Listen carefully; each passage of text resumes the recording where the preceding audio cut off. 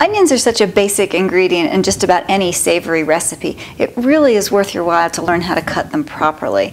And because so much sulfur gets released when you chop an onion, if you learn how to cut it correctly and you use a sharp knife, you're going to cry a lot less. Okay, first on the onion, you've got a root end and the top, or the non-root end. You always want to leave the root end intact. This holds the onion together while you're chopping. So chop off this non-root end with your knife. Just slice it and discard it. I've got a nice flat surface now. I can put my onion down. I'm going to cut it in half through the root end, trying to leave root on both sides again to hold my sides together. Place it face down on your board, so again, so that the aromas don't start to make you cry and get released. Keep everything nice and tidy. Now I'm going to peel the onion, peel each half. The only reason you wouldn't want to cut the onion in half is if you're making onion rings, but we're going to talk about that in just a minute.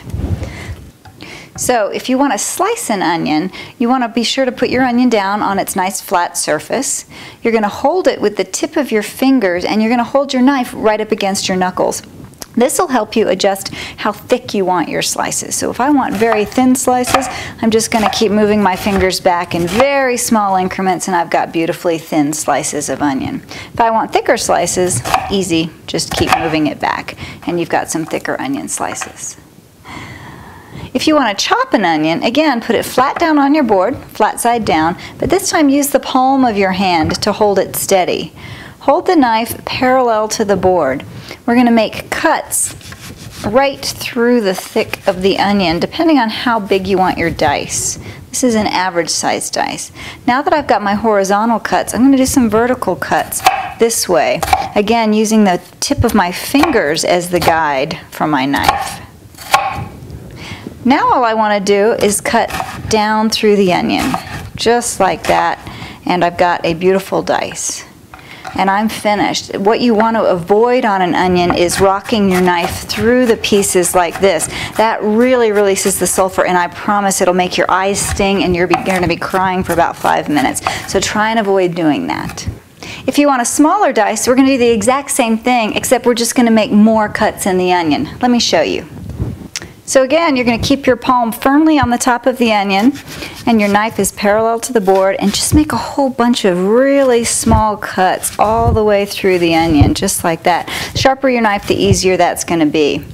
Again, we're going to go down, but this time I'm just making a whole lot more narrow cuts through the onion.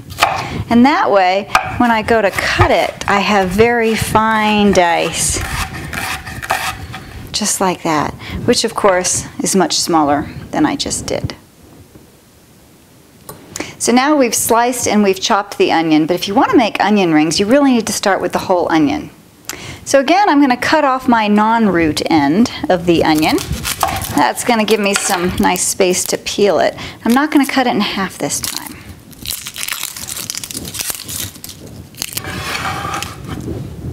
Now just be careful. Unlike the other onion chopping techniques that we showed, we don't have a flat surface, so your onion's going to roll around a bit. Just try and hold it steady with your fingertips and cut your onion rings depending on how thick you like them.